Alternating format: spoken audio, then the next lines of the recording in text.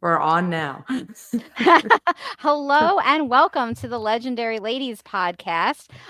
We have a full cast again. It's me, Kat, and Woohoo! Amy, and we have gotten back together to talk about the new Miley Cyrus album, which is called Something Beautiful. A thing I found out just today is that there's also going to be an accompanying a visual album. Yeah, Uh, like kind of so like Lemonade, I'm guessing, a I similar. I feel like it's Oh, kind of well, we'll say. But it's gonna premiere at Tribeca this as we're recording it, it'll be like this weekend. And then I think it's supposed to come out like nationwide in theaters. When I looked up like the title of the album and Something Beautiful, like a theater that's not super close but not super Right. far from me popped up and it was Okay. like I was like, "Oh, okay." so Uh what do so they what do they mean by that? I'm not up to date with what they mean by a visual album. I don't I get it. think it's just like, a string of music videos pretty much, and you basically, tell a yeah. story. Oh, But that are like Yeah. more the video use I'm looking at it like the way that Beyonce did Sure. Lemonade, which is that it was a string of music videos, but they were all sort of similar in theme, sort of similar in appearance, so that it did have sort of the appearance of being like one sort of one musical storyline. journey. Okay. Yeah, not specifically a storyline, but like a musical thing that you could follow, and it wasn't like every single video was like wildly different. And you're like, That's whoa. cool. Which is interesting because Miley doesn't do concerts or tours. She does like intimate concerts, but she does Yeah. not do tours. She doesn't like them. She says, I don't feel like I'm really making art. I feel like I'm just like a show for like a not a show, but like something to stare at pretty much. It's just like I don't like that. I don't feel like I'm doing art when it's so many people. She likes it when it's more intimate and she could connect with more people, or at least a more quality than quantity aspect. So we've seen shows here and there, but she won't be doing a tour for this. So I guess a visual album with a movie attached is probably a good way to maybe get the music out there without having to do the tour. Yeah, she apparently hates touring. I Yeah. don't actually it's funny. I don't know that a ton about Miley Cyrus. I haven't like followed her career very closely. Like I know the big singles and stuff like that.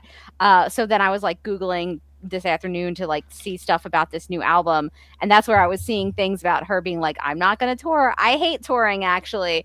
And apparently when she released this album, she did like a series of like listening parties, I think in like LA and stuff like that. But she doesn't like to do tours. And I guess now that she's out of the, sort of out of the Mickey Mouse sort of Didn't Disney, have to.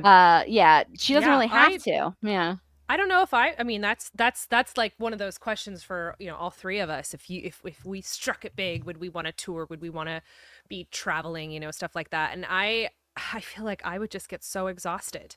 I would and I these singers who can do this like Taylor Swift and everything, I know people will be like, "Oh, they're getting paid and oh, they get money for it," but it is so exhausting. I cannot imagine having to do that all day every day and just feeling that overwhelming sense of responsibility to be perfect every single time. Because And yet also I people are paying can so much because money. yeah, but like as I'm saying that, I'm thinking about a singer touring, but then at the same time, I am perfectly comfortable doing shows all day every True. day. Yeah. I don't do Broadway, but if someone said we're going to offer you a Broadway part, I would have no problem summoning that energy because it's something that I'm super passionate about and it's something that I enjoy doing. And so I literally just contradicted myself because, as always happens with these musical review albums, I end up talking myself into something else. I don't know if you guys remember the last time we did a couple top fives. You guys were like, I don't think your order's the order you think it is. You've just talked Yeah. yourself into rearranging your order. I think it was Wicked that we did that Yeah. with. But also speaking on the Broadway thing though, but at least Yeah. you're like in one place, right? You're That not that I think going to That's that a I very another think good would point. be city. That's so, Yeah. yeah, very I good. think that's the exhausting thing about touring is just going Yeah. to a bunch of different cities. And Mm. Kat and I saw We Beyonce did. last week What? together. I mean, not Yeah, together. as We actually into bumped each into other. each other going in. Kat texts me and she's like, I I think you're wasn't ahead of me there. in the line in traffic. And I was like, what? I'm like looking around like, how'd you even notice? So we like walked in together and we chatted before we went to our separate seats. But I That's mean, cute. even Beyonce, I noticed did like a bunch of she did like a bunch of shows in LA, then she did a bunch of shows in New But it wasn't Jersey. everywhere. It was like Yeah. such specific, It was like like New Jersey one. being New York, you know? Yeah, Yeah. yeah, the New Jersey, New York area. She did like the MetLife shows, and in LA, I think she did a big stadium tour there. And now I think she's off to do some like ones in like maybe Europe or something Yeah, like like that. Yeah. Paris. Yeah, so There it's weren't like that many. yeah, so she's like, I'll go to a couple of big stadiums and I'll do several nights. Like I think for our area, It's like a whole week. it was like a week and a half, maybe. I think it was like it started the week before Wow. and then it went into our week, and it was like, I like a think that Wednesday seems show, a like Thursday show. like a very reasonable way to do a touring.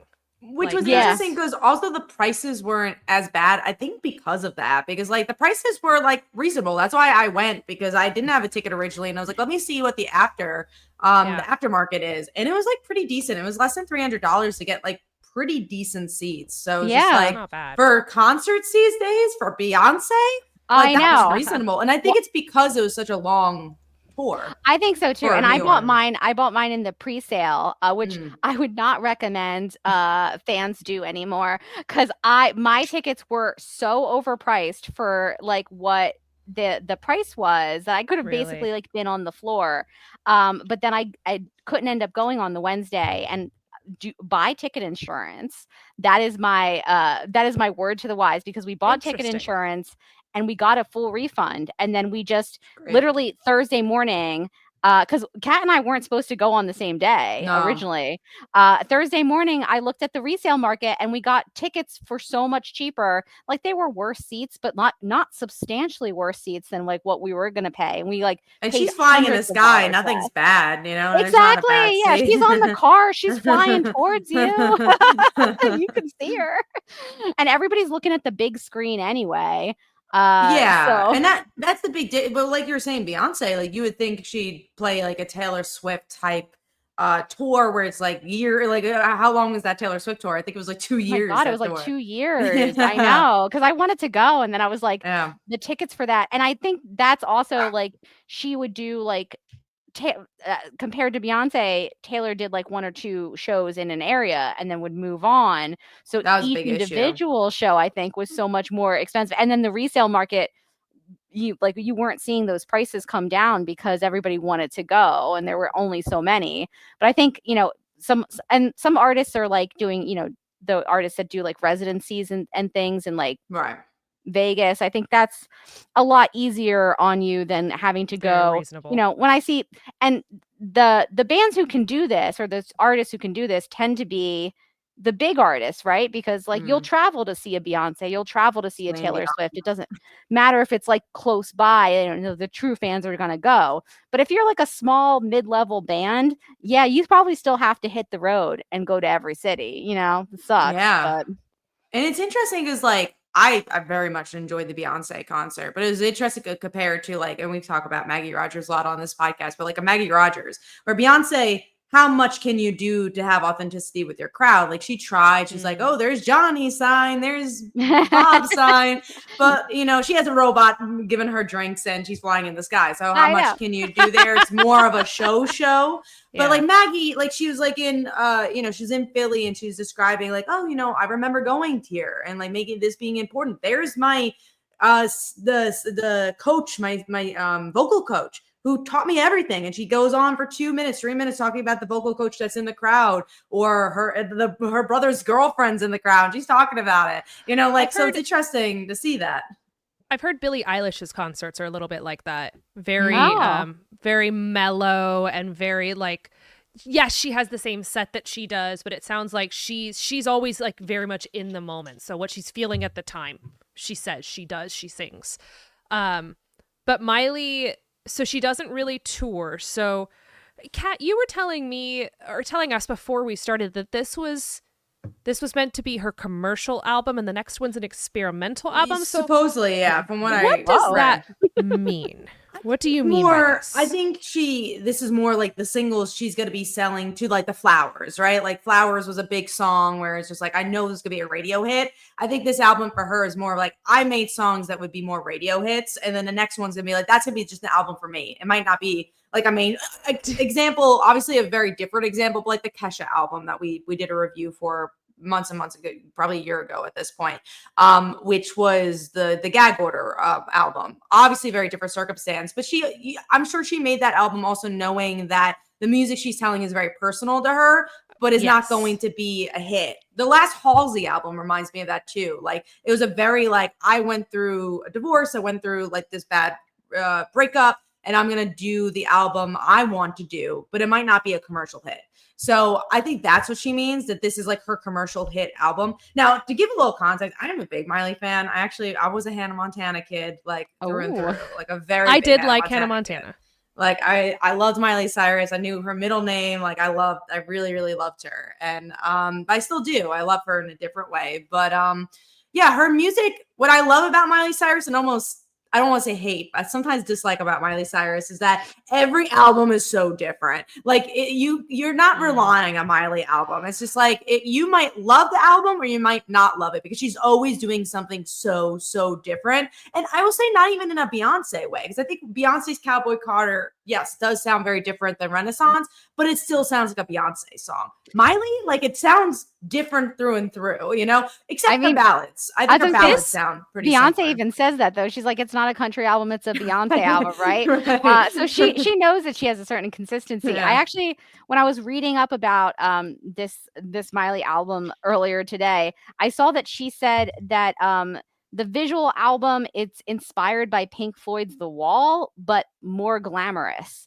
So yeah, I didn't get rock and roll though from I this, haven't so listened to that album in a long time, Yeah. so I couldn't tell you what specifically would have inspired that about this album. So, but that was apparently one of her inspirations.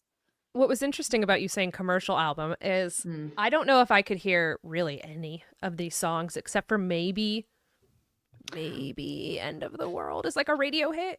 But I was also wondering, like, I was like, what's the commercial song on this album? Like, what's the single? What's the flowers? The second that I heard Easy Lover, I was like, this could start a Suits episode. Multiple of these could start a Suits episode. And I'm really not kidding. I was like, this literally, I actually did a double take. I was like, did my Echo just start playing Suits?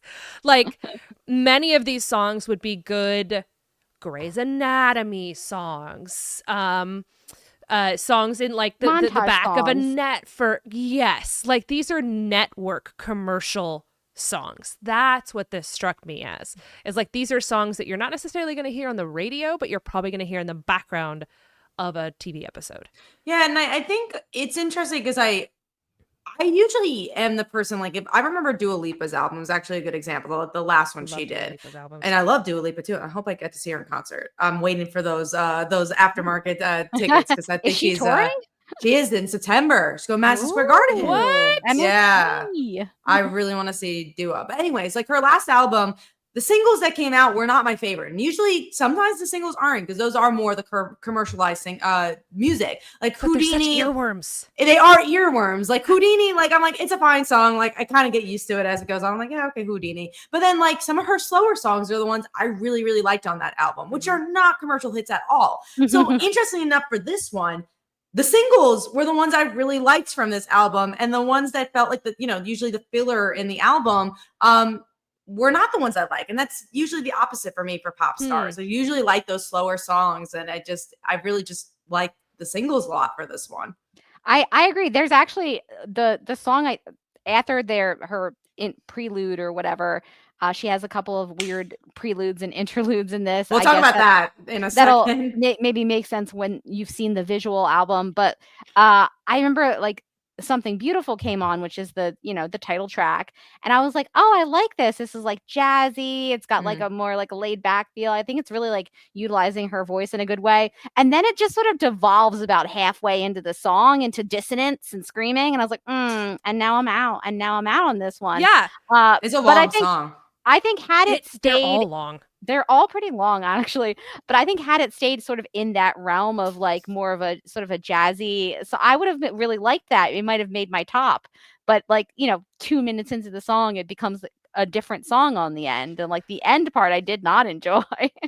That song is a representation of the whole album, because Kat, you were talking about how like her style changes from album to album. Like drastically. Drastically. This album, the style changed within the span of the album. And so like Morgan, what you're talking about, those like style changes in the middle of the song, it just kind of struck me as like we're just doing a hodgepodge. We're just doing all kinds of things. We're going to see Now we're what going happens, in a what different works. direction. I was like, ooh, this one is going to get in my tops because of the saxophone solo. Like, oh, I'm actually like the interludes actually made my honorable mentions. That's so Because funny. I knew it would enjoyed for them. you, Amy. I knew for Right? you. Yeah, I was like, oh, I think That's Amy's so gonna like these. I was like, ooh, I like these. I like these little like and I liked the bits that had a little bit more of a I don't even know how to describe it because just a little bit more intense. Those little bit more orchestral, intense moments, things that were just a little over the top and even a little bit of that techno vibe to it. I actually really enjoyed those bits that were in there, but I didn't like when it didn't flow right. So like that Something Beautiful song also did not work for me. Yeah, it It was just felt also like two strange that it songs. opened the album. Yeah, it felt like two songs like smushed together, but not in a way that made sense to me. But there were elements of this album that I really liked. I liked their it felt like some of the songs felt very throwback to like 70s era, like Fleetwood Yes. Mac-y kind Very of Fleetwood a Mac, which I vibe, like too. which I Yeah. really Yeah. liked. Some of the songs felt very like 80s, like synth saxophones, as you mentioned, Mhm. Amy, where I was like, oh man, oh shit, we've got the saxophone We going. vibing. Like, it's time now. It's time. And I liked a lot of the elements that she had throughout the album. I just didn't feel like I don't know, for me, it didn't Wasn't gel cohesive. yeah, it just felt very sort of scattershot. Like there'd be like a song I really liked, and then the next song I'd just be like, okay. Well, and I want to talk about the structure of the album because, like, the prelude kind of got me out of it. Again, maybe the movie will be different and I'll understand it, but I was like, oh, that's like, and I Okay. only, and I keep mentioning Cowboy Carter, but I could only compare it to that because they had a similar structure where there's like Dolly's introducing this section of Mhm. Cowboy Carter, and then, Willie Nelson's introducing this, but it felt more structured to me because, like, when Dolly was introducing, you got songs. Well, I forgot who was introducing the part where it got a little more mellow, but there was like a cohesiveness here. I'm like, so why did the interlude show up? Like, I got very confused of the pattern. And again, I'm sure there's an artistic view. And once Miley, like, we listened to an interview with Miley, be like, I get it. But from a first or second or third listen, when I was listening to myself, I didn't get it. Yeah. I also thought it was weird the way it's set up. So it's set up like prelude, and then it starts into Something Beautiful, and then I think there's like another song.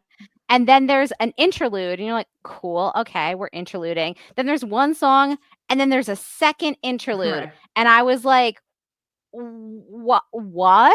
This structure for us, an album with I think 13 songs. Yeah, it's three a of short them, album. 3 of them are kind of not songs. Like not in the traditional way that you'd think of. So really it leaves like 10 fully like, songs where she's singing on versus, the full 13 that you think you're getting when you go into it and you're like, "Oh, actually like a bunch of these are just interludes." Well, and it's interesting too because you try to figure out the purpose of an interlude, and when I think about a book structure, a lot of times those interludes or those little chapters that are all in italics, those are usually some sort of flashback or from a different person's point of view or something that's going to add to or contribute to the story. But the question here is, what did the interludes and the prelude contribute to the story? And yes, Kat, you talk about like, okay, maybe it'll come up in an interview, or Morgan, maybe it'll come up in the movie, in the visual album, but can it stand alone on itself? Do we as the audience, are we as the audience required to then go and search out what the purpose of these are? Because Morgan, I agree with you.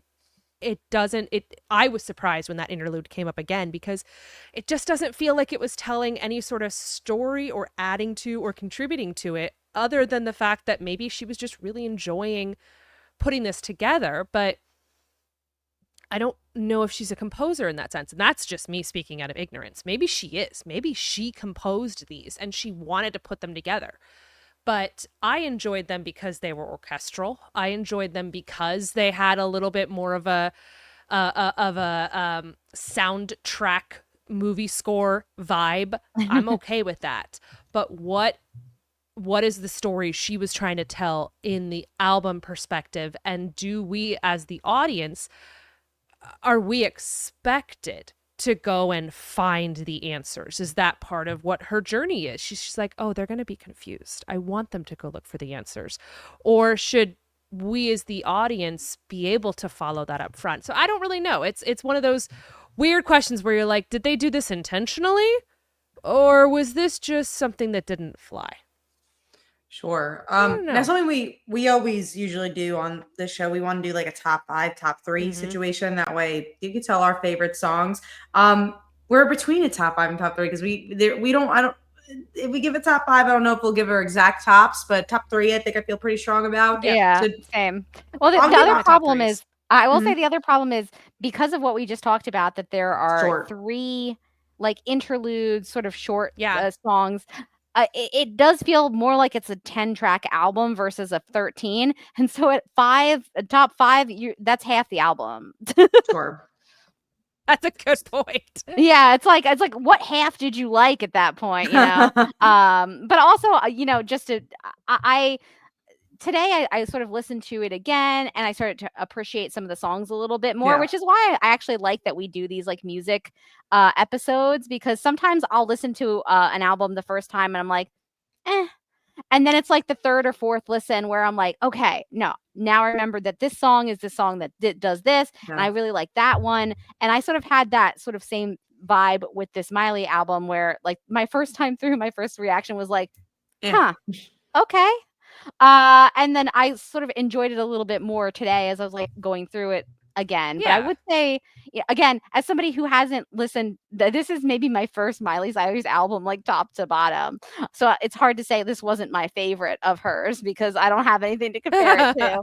But yeah, I wasn't 100% there with this album. I felt like I was missing some pieces. I felt the same as Amy. Like, I don't really get what she's trying to do here. I see she's trying to do something, but I couldn't tell you what. Yeah, and I remember she also said this was like her gayest album yet, and I felt like that. Mm. Yeah, I didn't. Yeah, I know. Oh, That okay. didn't shout out at me. The only No, song that same. shouted out at me for that was "Every Girl You've Ever Loved" because you had those Yes. posing moments. So it's like, oh, you have like voguing type inspiration there. So I was like, oh, and obviously that's very queer. But I also like want to dig into that more. And I'm guessing as I listen to it more, maybe I'll see the inspiration. But from those first and second listens, I was like, I only see this one song being like really gay, you know? Yeah, that would have been the one that I pointed to as well. It had like a little bit of a ballroom Yeah. renaissance kind of vibe to it, especially with the pose. And then you get like Naomi Campbell from, doing the spoken word parts where it's like she's perfect. She knows French. Like I did think that was really fun. But yeah, if you asked me to pick a second gay song on this album, I would just be like, I don't know. Just that one. Just that one mostly. That was also really interesting about this album is that there wasn't a lot of featured artists. Like there's just Naomi Campbell and Howard. Yeah, so I just thought that was interesting too. There wasn't any like Post Malones flying here, you know? Now I'm super curious about that comment. So now I'm finding the Billboard article here, and I'm digging through it to try to see what trying to go on about it. Because I also think it's purposeful that she probably released this like for Pride Month. So I'm like, maybe that's Oh, why. yeah. Yeah. I don't know. Maybe it's just the vibe of the album she was saying that for. But I did see that headlines, and obviously it was a Billboard article. Yeah, more to. No, I can't actually find. Oh, okay. So this is where it's interesting to have when that goes around. It comes from a single quote. Oh, always. Where someone articles. asked her a question that said on a scale Of 1 to gay. Yeah, 1 to gay. yes, probably. how gay She's is like, the "It's item gay." or the album? She says it's not only my best album but my gayest.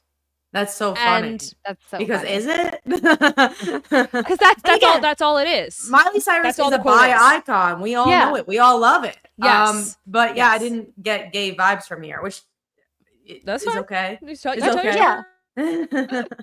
Doesn't take away that she's a bi icon and she could release an album for Pride Month.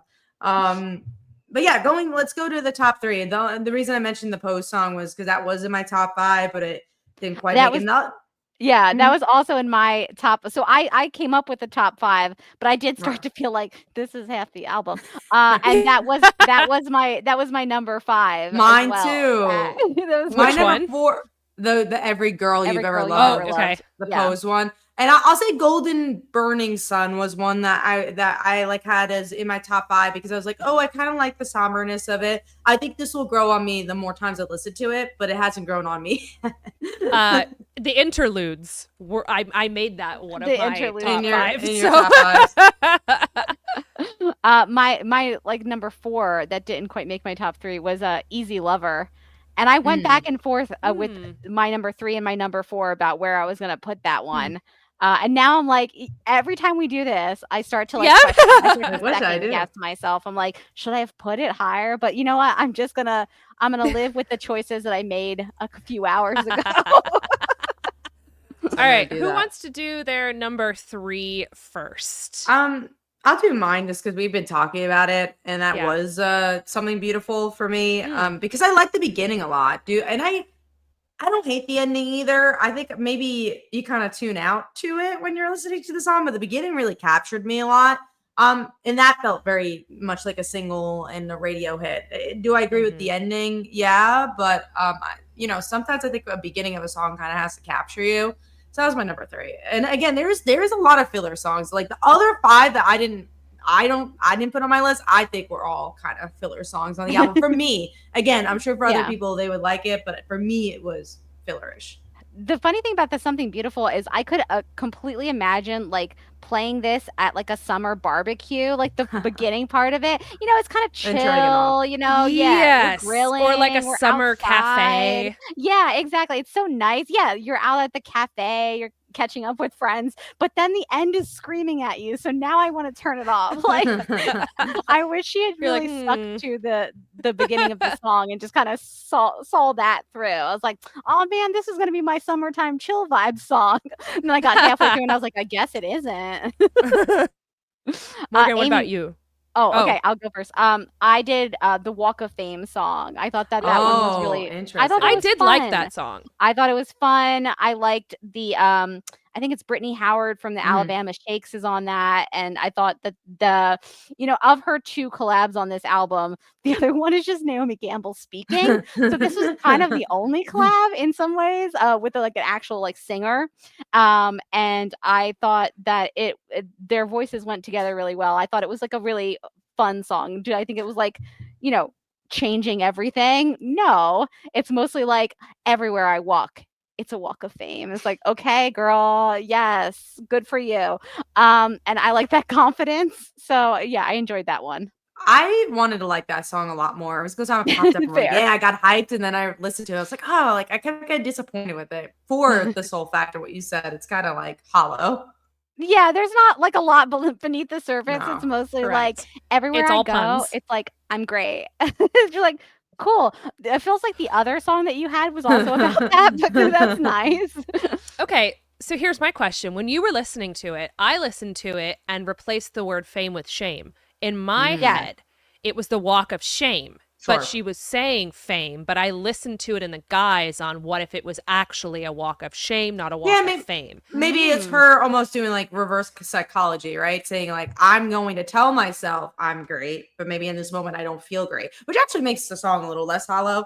But in the first listen, I didn't get that. There's Or like, yeah, I think that you could also do a read on it where it's like, Mm. there's maybe I should like society should tell me that should feel bad about doing this like walk of shame or whatever. But for me, because I'm fabulous, it's a walk of fame actually. Yeah, Like true. I could see that as being like I'm taking back the walk of shame. For me, it's a walk of fame. Yeah, and there's also the chorus that's oh yeah, it's a walk of fame, and through the tears I see it so clear. Walk away, walk away. Yeah, every time I walk, it's a walk of fame. And so like I think about and she kind of there's some other lines in there. Every night looking for a place to hide. And you could be that somewhere. Is that all right? Yeah, I grab my coat and head out towards the train, but every time I walk, it's a walk of fame. So imagine that this is like, let's put a story behind it. Imagine that she's a street worker. Imagine that this is a woman who does this for a career, one of a working girl, so to speak. And that is her job. That is what she has been forced into, or perhaps that's what she's chosen, but she has no way out. And so instead of considering that, puts on her coat, it's 5 a.m. She's walking to the subway. Every single person on the street looks at that girl and goes, yep, we know she's walking away from a one-night stand that she just did. And instead of doing a walk of shame, she squares her shoulders, puts her chin up, and does a walk of fame. So like when I heard that song, that's immediately what I started listening to, because I was like, walk of fame? No, this is walk of shame. And then I started listening to it as the lyrics from that, guys, and I thought it added a lot in there. No, it does, for sure. Really enjoyed that. Amy, what was your number 3? My number 3 was More to Lose. I really like that song a lot. I like this one a lot. I liked the ballad, and I liked this one for its lyrics, because at first I didn't get the lyrics.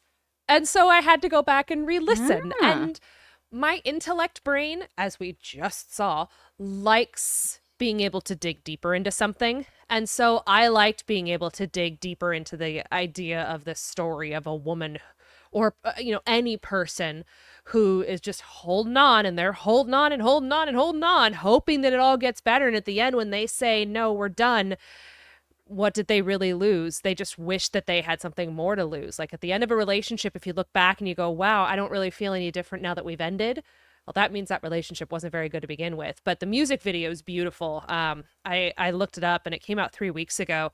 And the music video is her in this like, well, it's the first part's weird. I don't understand. It's the album cover, like sparkles that look like alien techno tendrils. I don't like it, but it gives me the ick. But then the next thing is like old Hollywood glam, where she's clearly on stage and she's clearly doing what she has to do to survive, and she's just this is what I'm doing. This is how I live it. I'm just doing it. And so I really liked the ballad nature of it. I thought that she leans into her voice really well, and the way that her voice works, that sort of raspiness that we were just talking about.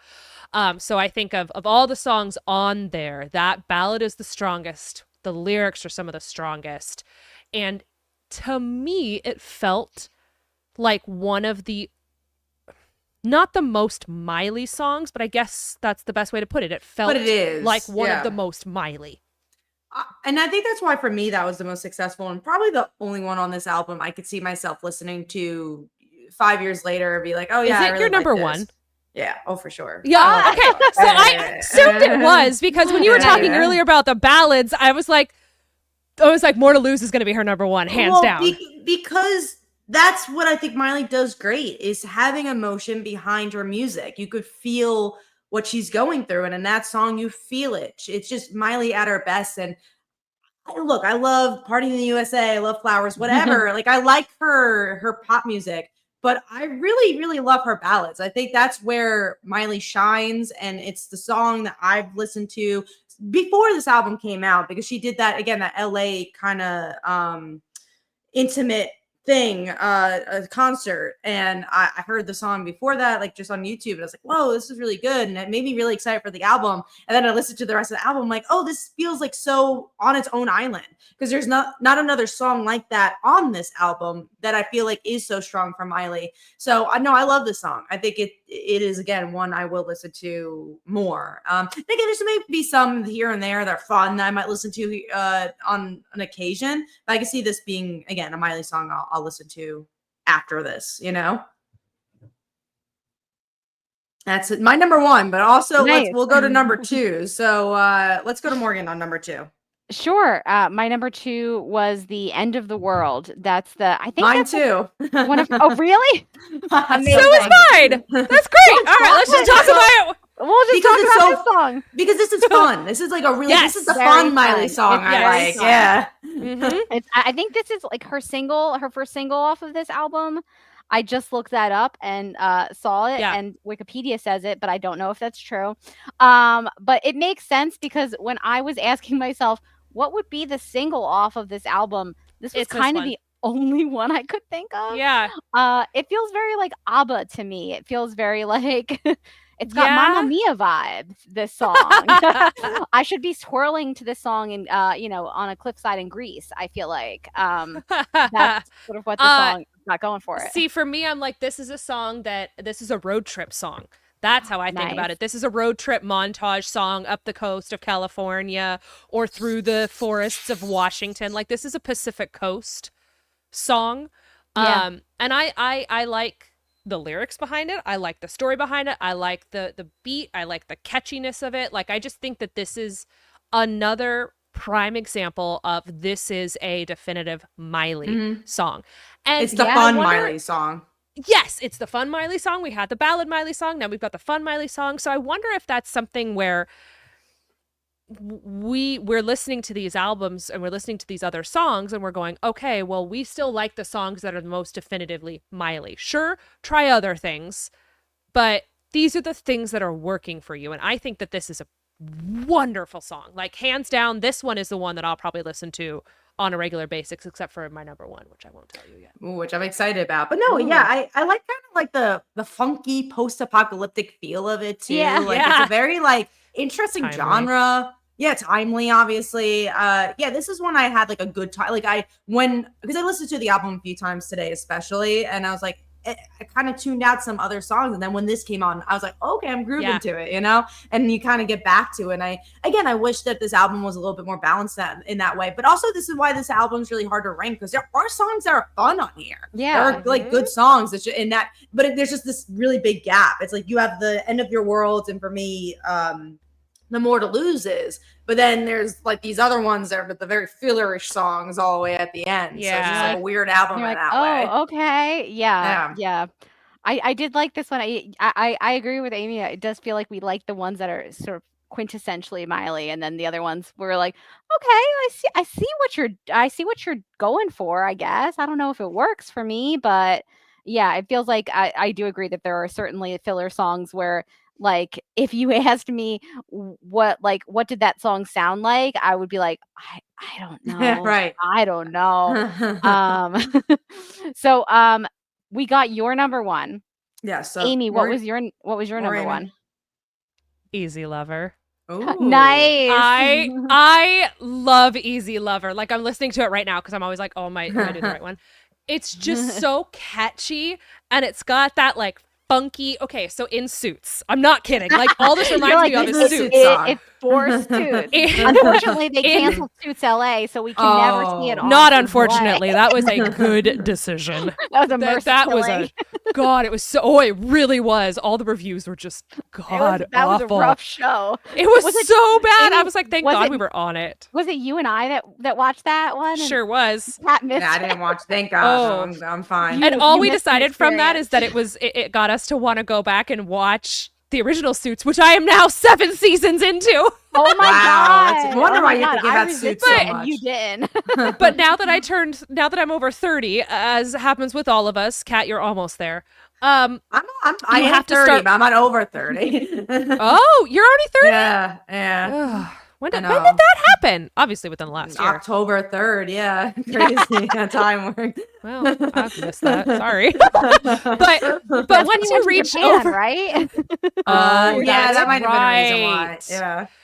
So once you reach over the age of 30, Kat, you can only watch televisions with captions. You can't not watch with Nope. It happens. There's a point where I don't know if you've seen the TikTok video where someone's watching it and they're watching it with the captions, and then they turn around into they kind of don't understand it anymore, and then they turn back, and all of a sudden you can understand it because you're reading the captions. But like, my captions, I can't understand my TV without captions. Correct. I never did this until I started dating Mike, and he did it with all of his. He would watch everything with the captions on. I would say, like, doesn't this drive you crazy? It's like, no. And then now I've adapted to it. I don't like when it spoils things. I don't like when it spoils jokes. It does spoil things, though. Yeah. It really does spoil things. Sometimes it spoils like a reality competition series. That's fair. Where it'll be like, and the winner is, but the caption will just tell you the winner. And you're like, I hate that. I guess it's Lisa, or whatever. You're like, all right. So in Suits, whenever there's like this kind of music, like especially the opening, they call it funky rock music. And so this just hits the funky rock music vibes for me. Like the funky rock music, the funk like it's like I'm listening to it right now in the background. It is the best background hopping thing. And this is one where I can overanalyze the last two that we just discussed. Like I overanalyze End of the World and More to Lose. This is the one I'm going to listen to 100 times. I'm going to listen to it 100 times in a row. It's going to be in the background. It's going to be one of those things where it's like, that was your favorite, wasn't it? And I'll be like, yes, it was, because I've listened to it 100 times. It's so funny that you mentioned. It was just really rewatchable for me. I liked it. It's so funny that you mentioned that, because like as we started talking and you mentioned Easy Lover, I was like, I probably should have put it up higher on my list. 'Cause like as soon as you mentioned it, like it started going in my head, and I was like, oh, that one. Whereas like if you asked me like some of the other songs, if you had like said the title, I would have been like, I don't know what that sounds like. But that as soon as you said Easy Lover, I was like, I was like there. I was there with it. That's a good song. And yeah, Easy Lover definitely. But you know what? Those three, to be really honest, those three are interchangeable for me. End of the World, More to Lose, Easy Lover. I can move those around depending on my mood. There's that big gap. It's so interesting about this album. And then everything else, you've got those three. Everything else is down here. Oh yeah, for sure. Oh yeah, but Morgan, what is your number one though? My number one, which was I think on the end of your list, Kat, was Golden Burning Sun. That one surprised me. That one really surprised me. And I really like it more. That one. I like singing. Like as soon as I got into it, I like singing along to the bridge where they're like surrender. I was like, yeah, I can like really go someplace with like a karaoke moment in the car with this song, which I really enjoyed. And I felt like it had the similar vibes to Easy Lover, where it was very like 70s inspired. It kind of felt like, you know, California coastal, like Fleetwood Mac kind of same vibes, where there was like a couple of those kind of songs on the album, a couple of the very 80s like jazz songs on the album, where a saxophone is just like, and you're like, oh, okay, all right.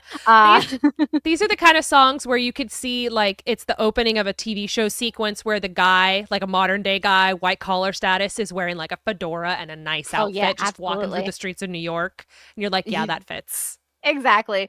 Something's in neon. Maybe there's like a cartoon cat somewhere. I don't know. That's what I imagine when I hear the saxophone. But yeah, so this was like the second of the more 70s inspired songs I thought on the album. And I really obviously that's the vibe I really liked on this album. Yeah. Because both of those songs were on my top list. The only one that didn't make my list that was on your list was More to Love or More to Lose. Yeah. And I think that's just because I'm not generally a ballad gal. I like the more up-tempo stuff. And I feel like for me at least, ballads take me like a little bit longer to get into. And I only started listening to this album like maybe Saturday. But mostly just yesterday and today. So I feel like maybe in a week I'm like, oh my God, I was so wrong about More to Lose. But it takes me a little bit longer to get into the slower songs. Where some of the more up-tempo ones, I'm like, either I like it or I'm like, eh. Yeah. So if we had to rank, I'm trying to think how we could rank this in the scheme of things, because Morgan and I don't have like a Miley scheme of things to rank this in. But I would say, of the albums that we've listened to, I don't know if this was my favorite, but I think I liked it more than Gaga. And I know you weren't there for Gaga, but I liked this one more than Gaga. Yeah, this one, which is interesting. I think I liked Dua Lipa more. Oh yeah. What else? I miss Dua Lipa. Oh, so I don't know. I've heard like but I haven't heard the whole album. The Carly Rae Jepsen album is still one of my all-time favorite albums. It's such a good album. Every single song hits, and it's really good when album. Miley can afford to have songs not hit, and she can afford to be like, hey, you know what, this is important to me, that this sound is the sound that I try this time. But it's interesting still to me that this is considered the commercial album. Watch her experimental album is going to be the one that has the most bangers. Well, I think the experimental one, I have a feeling is going to be more like rock and roll. That's why I feel like it's going to go, because there's not a lot of rock. Techno. Or techno, maybe. Like there was even some Daft Punk vibes in this album. Like I could see her doing more of that. And that's what I love about Miley. She is a musician with a capital M. Like she does all different styles. She just loves music. And that's something I could appreciate with this album. But also that is why I like doing these, because I probably would have listened to the whole Miley album as a Miley fan, but there's some other ones like I would definitely want to listen to the whole Lady Gaga album. But I'm glad I did. And like Carly Rae for you, Amy, like I don't know if you would have listened to Carly Rae at all, honestly. Correct. Right. Yeah. And that's still talk about that years later. Yeah.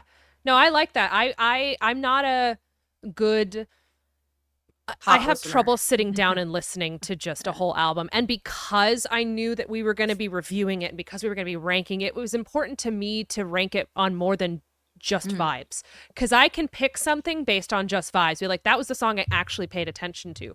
But for me, I wanted to sit down and be able to watch the lyrics, which is just another example of I need the captions. You're like, I have even the with lyrics music, playing. even with music, I need the captions. Even with music, I need the captions. But I don't know. That's because my brain is a little ADHD and goes in 100 different directions, and I gotta focus. I need something to look at and to listen. Yeah. But also that's something with music, because I think a lot of times we were just like, this is, especially pop music, is like, this is just a jam. But then again, a Walk of Fame, I would have thought about it that way. But then you explained it that way. It's like, oh, that's a new way to listen to a song I saw as hollow, but maybe it wasn't. And it's good to dissect music because these musicians are doing that every day. And again, I love album listens. And this has been more of a recent thing, probably the last 5 years. I'm like, I want to listen to albums more. I think honestly, Lover from Taylor Swift was the first album. I'm like, I want to listen to this fully. And then since then, I'm like, no, I kind of want to listen to artists' albums because more than just the singles that are on the radio, because that tells you the whole story. And again, we'll go to Cowboy Carter. We did that for the show too. Yeah. It's just like, you get the full picture when you listen to the actual. It's like watching a movie. You really want to just watch that one big scene that's great, or do you want to watch the whole movie and see what the hell the thing's about? What the whole story is. Well, I've always been like a big album person, and then for a while I do feel like because of like Spotify and all these sort of streaming where it's really easy to flip between a million different songs, I became more of like just like, oh, I like this song, I like that song, and they're like, oh, you like the artist? I'm like, I don't really know. I like that song. I don't know the whole discography there. But I've been making kind of more of a conscious choice in the last like little while to try to listen to a whole album. Like if I like a couple of songs from an artist that like will start popping up, I'll be like, okay, I need to listen to that album to see like, are those just the only two good songs that person has, or is the album also fire and I should be listening to all of this? Well, especially the songs that aren't as commercial. You might find songs that you really like that you never would have thought you would have liked. And you would have never heard them either because it wasn't going to become the single. So, unless you went into the album, you weren't even going to know about that song. And this makes me think about the good old days. Like, remember when we used to go to Barnes & Noble and get CDs? Absolutely, and I remember that. Remember the books at the beginning that had the lyrics, that had pictures, that had about these songs, and like it would tell a whole story in the book.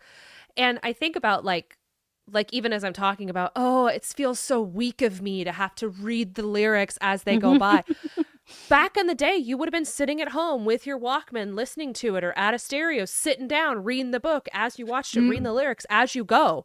Exactly. Like, that's the way that when CDs and albums became popular, that's the way they were represented. Or even back in the day, when we're talking gramophones, the only option was to listen to the album as it was presented. There was no skipping. There was no going ahead.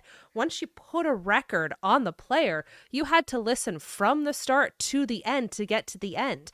And so it was such a story through that. And that is something where, like, Kat, you're talking about getting back into listening to albums and fully enjoying it. I think that's something that, whether it was Taylor Swift or other people, or whether it's just the three of us sitting here going, you know what, we're discovering this is actually a fun way for us to listen to music. It's kind of cool that we are starting to make those connections and kind of go back into the olden days of sitting in your in a chair in your bedroom listening to it on like a big beanbag. And with those CDs, you did have those pamphlets where it was just like, it was like the lyrics. I think they call it like the book in the beginning. Yeah, a little book that in the had beginning pictures, of CDs. behind the scenes stuff. And it's funny that we're mentioning this because it's something that I've seen artists complain about, which is that the like sort of the I'm not going to just rag on Spotify because it's all of these streaming services, but the streaming service Spotification of music means that people will listen to like the one song that they like, or they'll listen to a compilation, or they'll put things on shuffle, and they Or won't they put listen. on TikTok and only listen to 10 seconds of it. Exactly, Even and worse. Yes. they get 10 seconds of it. They lose and the thread of the story. Nobody listens to albums, beginning to end anymore, which for artists, if they're putting all of this time and effort and like love into telling a story through this music, through the songs that they choose to put on the album, must be very demoralizing when you realize like nobody actually sits down and listens to it as an album. They listen to bits and pieces of it. And I know that I feel like at some point artists complain to like Spotify, because I think at some point Spotify had things on like shuffle as an automatic setting, and the artists were like, please take that off. Like at the very least, give us a chance to have people listen to our albums like the way we would like them to, instead of like just in whatever order. So it's clearly the album not doing as well, or people not listening to whole albums, is clearly a thing that the artists are like thinking about as well. Which is why I think we would all like a book to tell us what the interludes were for. Yes, exactly. Let us know in the comments, maybe. All right. But I think, do we have anything else we want to share about the album, or do we want to wrap it up? Yeah, and I think we gave our overall thoughts too, so I think we could start wrapping. So, Amy, got anything coming up? What's coming up? Yes. You guys can find me on Instagram, Amy_hip. That's Amy_HYP. I am in 2 productions this summer. The first is Richard III. The second is Macbeth. So if you happen to be in Temecula, in the middle 2 weekends in July is Richard III. Middle 2 weekends in September is Macbeth. Richard III, I get to play Queen Margaret. And in Macbeth, I get to play Lady Macbeth again, which is really, really fun and very exciting. And it is starting to get really hot at our rehearsal spaces. Uh-oh. We're accepting donations of ice. What about fans? No, but it's a good donation. Tickets are available at shakespearethevines.org, and this is a really big deal for us. It's community theater, so it's all volunteer. Everything that we do is volunteer. Everybody volunteers their time: actors, crew, stage set designers, all of it. So people who are able and interested in donating, we really appreciate it, because we have some cool costume ideas that we want to do for Richard III, and right now we only got what we got to work with, so we need to go shopping. So let us know, unless you happen to have a bunch of fur boas. You can just send those directly to me. Unfortunately, I do not, but if somebody does, like, reach out to Amy. If someone reaches out, is like, I actually have a costume warehouse of noir 20s. You never know. Clothing. You just never know who's out there. Kat, how about you? I have so many prides going on. So we are selling comics. We're going to Washington, D.C. this weekend for World's Pride, which is going to be crazy. Speaking of music, they're going to have like every queer singer there. And Jennifer Lopez, she's there. Why not? Cool. Why not? And then we have Rhode Island Pride. We'll be at Boston Pride. And we'll wrap it all up with New York Pride, or our hometown Pride. And we'll be at a library conference. I know. Speaking of rock stars, right? I know. I know. No, it's crazy. So it's going to be a crazy couple of months. I will be Miley Cyrus for the whole. Everyone will have to come to you after this. You're like, I am not going to anybody else. June has to be your worst month in terms of May like, and June events. is always crazy for us. Like, believe it or not, San Diego Comic-Con's not the worst month. Like, it's like for everyone else, like, San Diego's coming. Like, we'll be tired, but not as tired as June. After June, everything's a cakewalk, I guess.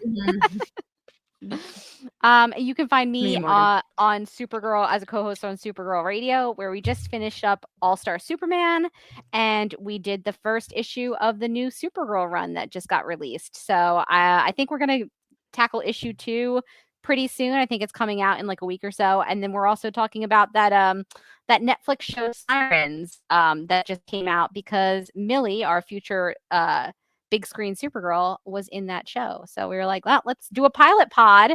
Let's check it out. We briefly thought about watching the whole season, but we only decided to do this a few days ago. So we decided pilot pod it is. Right. I love That's that. a fun one. I love that pilot pods have like become a thing for our little family. It's so true. It's so true. It's like, we can't do a whole thing, but a pilot pod, right? Maybe, why not? Maybe for Patreon, we should do a Suits pilot pod. Because like, you guys, Morgan, have you You've seen Suits, the OG, I have haven't you? not. Really, Mm-mm. Kat? What about you? Never seen Suits. Oh, okay. We have to do a Suits pilot pod. It's a good pilot. No, It's an people love that show. exceptional pilot. It's so good. It's getting a little. I'm on like 6-7 seasons in. I'm a little now, but otherwise it's really good. Oh my gosh, let's do a Patreon pilot pod for That'd Suits be fun. So Yeah. at some fun. point. Between Yes. all of Kat's prides, all of my rehearsals, and all of Morgan's traveling, we'll just manage to do that. June's a We'll tough try. month. Yeah, June is June. insane for us. Oh, Kat, would you like to share what we're doing for our next episode? Yes, this is confirmed. So we are going to be doing interview with Tim Seeley, who's creator of the Revival comic book. It's actually one of my favorite comics of all time. So they're making Ooh. a television show of that, which they've been trying to do for a very long time. So I'm very happy that they're doing it. And also, you know, Winona Earp has done pretty well for us. So the actress who true. plays Winona Earp is the star of that show. So yeah, we're gonna be talking to him about how they created a comic book and turned it into a television show, and hear if there's any similarities and differences. And again, I've read the whole comic book series, and you guys, it'll be fun to like kind of get from your view as someone who hasn't read the comic book series. So look forward to that. And if you guys, How long is the comic book series? it's not that long. I think it's only like 30 something issues. It's not that.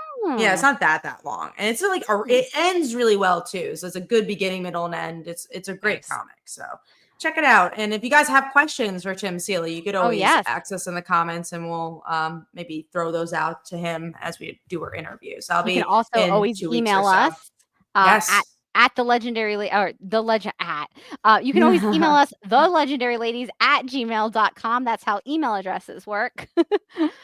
Or you can leave us a comment, or you can tweet us at legends_podcast, or find us on YouTube or Instagram at the legendary ladies, and just let us know what you would like us to ask, or give us any suggestions on what you'd like us to cover next after our interview, because we love hearing from you guys. So we're very excited for our next one. Definitely send us any questions or feedback about Revival.